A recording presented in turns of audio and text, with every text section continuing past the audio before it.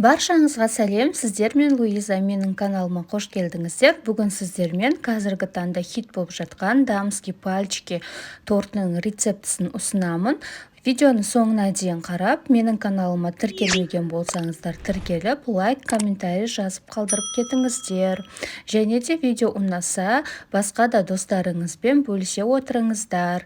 Алдымен керек заттарымызды дайындап аламыз. 225 грамм су, 225 грамм сүт, 6 жұмыртқа, 180 грамм сары май, 8 грамм қант және 270 грамм ұн қажет болады. Ең алдымен суымызбенен сүтімізді темір ыдысымызға құйып аламыз.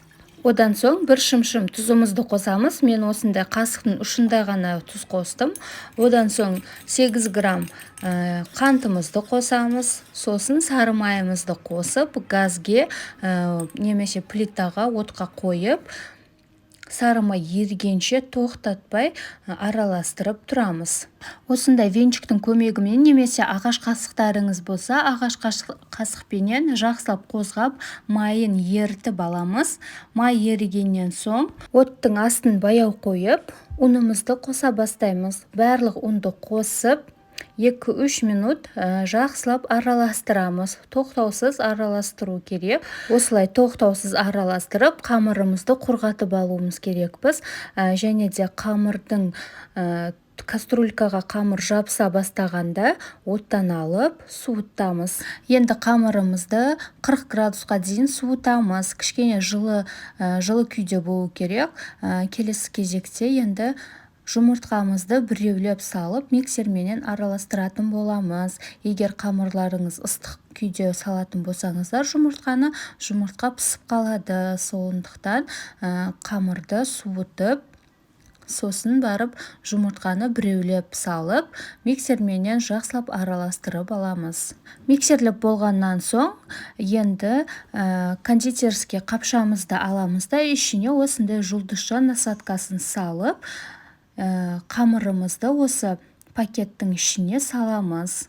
Қамырымызды осындай қапшаға салып болғаннан соң, енді пергамент қағазын алып, әртүрлі формада осылай шығарып аламыз. Мен осындай кішкентай етіп шығарып алдым. Жеген кезде де ауызға сиятындай ыңғайлы болу үшін. Енді осы шығарып болғаннан соң 160 градуста қызып тұрған пешімізде 45 минут пісіріп аламыз. Міне осындай беті қызарғанға дейін пісіреміз. Менде осындай болып шықты.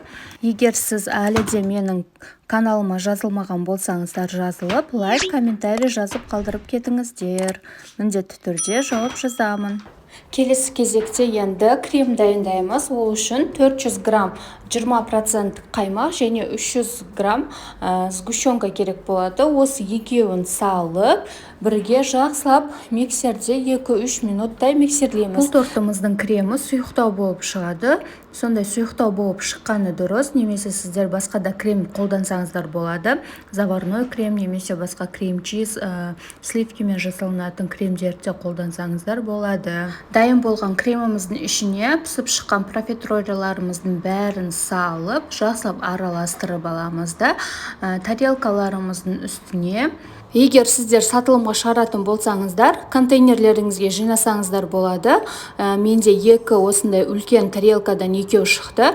Және барлығын жинап болғаннан соң бетіне шоколадный глазурь дайындап, шоколадный глазурьменен безендіреміз. Ол үшін бір плиточный Қазақстан шоколадқа 2 ас қасық сүтімізді құйып, барлығын жақсылап араластырып, су моншасында ерітіп аламыз.